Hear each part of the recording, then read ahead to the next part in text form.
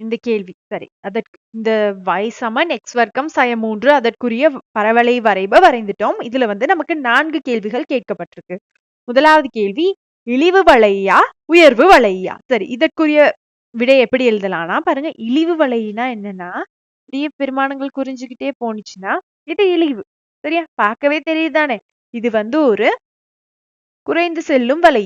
ஆகவே இது வந்து ஒரு இழிவு வலை. இதே நம்மளுடைய கிராஃப் இந்த மாதிரி வந்திருந்தா உயர்ந்து செல்ற மாதிரி ஒரு உயர்வு கூம்பு மாதிரி வந்திருந்தா, சரியா, இந்த மாதிரி வந்துருந்துச்சுன்னா இது வந்து உயர்வு வலையாக இருக்கும். ஆகவே இந்த சந்தர்ப்பத்துல இது வந்து ஒரு இழிவு வலை. சரியா? இந்த கேள்விக்குரிய விடை இது வந்து ஒரு இழிவு வலை.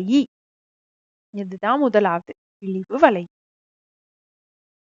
சரி. அடுத்து இரண்டாவது பாட் பார்ப்போம். திரும்பட் புள்ளியின் ஆள்கூறு. திரும்பட் புள்ளினா பாருங்க, இந்த கிராஃப் பெருமானங்கள் அப்படியே இப்படியே போயிட்டு இந்த ஒரு கட்டத்துல சரியா போயிருக்குதா இருந்தா இது இப்படியே தானே போயிருக்கணும்.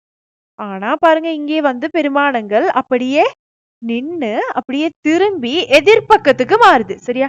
அப்படியே குறிஞ்சுக்கிட்டே வந்து பெருமானங்கள் இங்க வந்து பெருமானம் அதிகரிக்குது. வையினுடைய பெருமானத்தை தான் நம்ம கழிச்சிட்டு இருக்கோம். வையினுடைய பெருமானம் குறைந்துகிட்டே வந்து அப்படியே அதிகரிக்குது. ஆகவே எந்த இடத்துல இந்த கிராஃப் திரும்புதோ அதுதான் இதனுடைய திரும்பட் புள்ளியின் ஆள்கூறு. எந்த இடத்துல திரும்புது அப்படின்னு பாத்தீங்கன்னா இந்த புள்ளி, அதாவது 3 y சமன் மறை 3 இருக்கும்போது இது திரும்புது. ஆனா அதை மட்டும் நம்ம எழுதக்கூடாது. திரும்பட் புள்ளியின் ஆள்கூறுன்னு தானே கேட்டிருக்காங்க.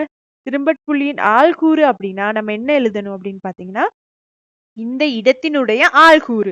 ஆள்கூறு எப்படி எழுதலாம்? முதல்ல எக்ஸ் பெருமானமும் அடுத்து y பெருமானத்தையும் எழுதணும். இதனுடைய எக்ஸ் பெருமானம் எவ்வளவுன்னு பார்த்தோம்னா எக்ஸ் அச்சுல 0க்கு நேராவும் y அச்சுல மறை 3க்கு நேராவும் இருக்கு. ஆகவே இதனுடைய எக்ஸ் பெருமானம் 0, y பெருமானம் மறை 3. y பெருமானம் மறை 3. இந்த மாதிரி தான் திரும்பட் புள்ளியின் ஆள்கூறு எழுதணும். சரியா? திரும்பட் புள்ளியின் ஆள்கூறு எழுதணும். அடுத்து மூன்றாவது கேள்வி இழிவு அல்லது உயர்வு பெருமானம். முதல்ல நம்ம இழிவு வலையா உயர்வு வலையான்னு கண்டுபிடிச்சிட்டோம் தானே? இழிவு வலை. ஆகவே இங்க நம்ம கண்டுபிடிக்க போறது இழிவு பெருமானம். சரியா? எந்த இடத்துல வையினுடைய பெருமானம் மிக குறைவா இருக்கோ அதுதான் இந்த கிராஃபினுடைய இழிவு பெருமானம். எங்க இழிவா இருக்கு? இழிவுனா மிக குறைந்த பெருமானம். எந்த இடத்துல வையினுடைய பெருமானம் குறைவோ அதுதான் இழிவு பெருமானம்.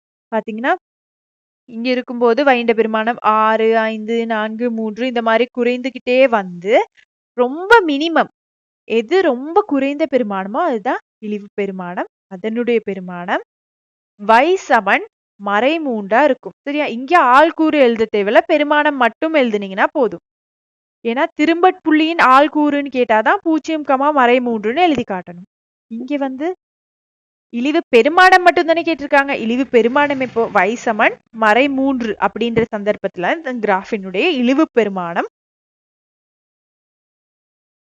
காணப்படுகிறது. அடுத்து நான்காவது இந்த வரைபினுடைய சமச்சீரச்சின் சமன்பாடு. சரி, சமச்சீரச்சின் சமன்பாடு அப்படின்னு பார்ப்போம். சரி, சமச்சீர்னா என்ன? ஒரு வட்டத்தின் சரி ஒரு வட்டத்தின் சமச்சீர்னா என்ன? அதை வெட்டும் போது அது இரு சமபகுதிகளா வரணும். இரு சமபகுதிகளா வரணும். அதுதான் பேசிக்கா சமச்சீர்ன்றது அந்த விஷயம் தான். இங்க சமச்சீர்னா இந்த கிராஃபை நம்ம எங்க எதற்கூடாக வெட்டும் போது சரி 2 பகுதிகளா வெட்டப்படும் அப்படின்னு யோசிச்சீங்கன்னா சரி. இங்க வெட்டினா 2 பகுதிகளா வருமா? வராது. இந்த லைட் ப்ளூ கலர் தான் நமக்குரிய கிராஃப். ஆகவே நம்ம யோசிச்சு பாருங்க, இந்த y அச்சினூடாக வெட்டும் போது y அச்சினூடாக இந்த கிராஃபை நம்ம வெட்டும் போது சரியா இந்த பக்கம் ஒரு துண்டும் இந்த பக்கம் ஒரு பகுதியும் 2 பகுதிகளாக சரியாக பிரிக்கப்படும். ஆகவே இதனுடைய சமச்சீரச்சின் சமன்பாடு என்ன அப்படின்னு பாத்தீங்கன்னா y அச்சு தான் சமச்சீரச்சு. சரியா? y அச்சு. அதனுடைய சமன்பாடு அப்படின்னு கேட்கும் போது y அச்சினுடைய சமன்பாடு x சமன் 0. நான் ஏற்கனவே உங்களுக்கு சொல்லி தந்திருக்கேன். y அச்சினுடைய சமன்பாடுனா அது x சமன் 0. ஏன்னா x சமன் 0 அப்படின்ற புள்ளியினூடாக வரைகிற கோடு தானே y அச்சு. அதனால அதன் சமன்பாடு x சமன் 0. சரியா? இப்படிதான் நீங்க இந்த கேள்விக்குரிய விடைகள் எழுதணும். முதலாவது இழிவா உயர்வா, அடுத்து திரும்பட் புள்ளியின் ஆள்கூறு, அடுத்தது இழிவு அல்லது உயர்வு பெருமானம். இந்த கிராஃபை பொறுத்தளவு இழிவு பெருமானம் எழுதியிருக்கோம். இறுதியாக சமச்சீரச்சின் சமன்பாடு அப்படின்னா இதுதான் சமச்சீரச்சின் சமன்பாடு. இது y அச்சா இருக்கனால எக்ஸினுடைய பெருமானம் 0. எக்ஸ் சமன் 0 அப்படின்றதுதான் y அச்சினுடைய வரைபின் சமச்சீரச்சின் சமன்பாடாக இருக்கும். சமச்சீரச்சின் சமன்பாடாக இருக்கும். பாத்தீங்கன்னா இந்த 5வது கேள்வி y சமன் 3 ஆக உள்ள போது எக்ஸின் பெருமானங்களை காண்க. சரி, இதே கேள்வியில நம்ம 4 பார்ட் செய்தோம். இது 5வது பார்ட். y சமன் 3 ஆக உள்ள போது எக்ஸின் பெருமானங்கள். அப்ப y சமன் 3ன்றது என்னத்தை கண்டுபிடிக்கணும்? y சமன் 3 அப்படின்றது y அச்சில 3 அப்படின்ற புள்ளியினூடாக வரையப்படும் நேர்கோடு. உங்களோட கிராஃப் ஷீட்ல y சமன் 3 இருக்கும் தெரியுமா? அதற்கூறாக ஒரு கோடு போகும். அதனூடாக ரூலர் வைத்து அந்த நேர்கோட்டை வரைங்க. சரியா? y சமன் 3 ஆக உள்ள போது எக்ஸின் பெருமானங்கள். சரியா? y 3ஆ இருக்கும் போது இங்கே நமக்கு எந்த ஒரு எக்ஸின் பெருமானமுமே வரல தானே. பாருங்க, இங்க எந்த எக்ஸின் பெருமானங்களுமே நமக்கு சம்பந்தப்படலே. வெறும் y சமன் 3 மட்டும்தான் சம்பந்தப்படுது. இதுல அவங்க எக்ஸின் பெருமானங்கள் என்ன கேட்கிறாங்கன்னா y சமன் 3 அப்படின்னு தரும்போது y சமன் 3 அந்த புள்ளியினூடாக y 3ஆ இருக்கிறதனூடாக ஒரு நேர்கோடு வரையணும். இந்த நேர்கோடு பாருங்க கிராஃப 2 இடங்கள்ல இடைவெட்டுது. இந்த இங்க ஒரு இடத்துல இடைவெட்டுது, அடுத்தபடி இங்க பாத்தீங்கன்னா இங்க ஒரு இடத்துல இடைவெட்டுது. சரியா? இந்த கிராஃப் 2 இடங்கள்ல இடைவெட்டக்கூடியதாக இருக்கும். நீங்க கிளியரா பார்க்கும்போது உங்களுக்கு விளங்கும். சரியா?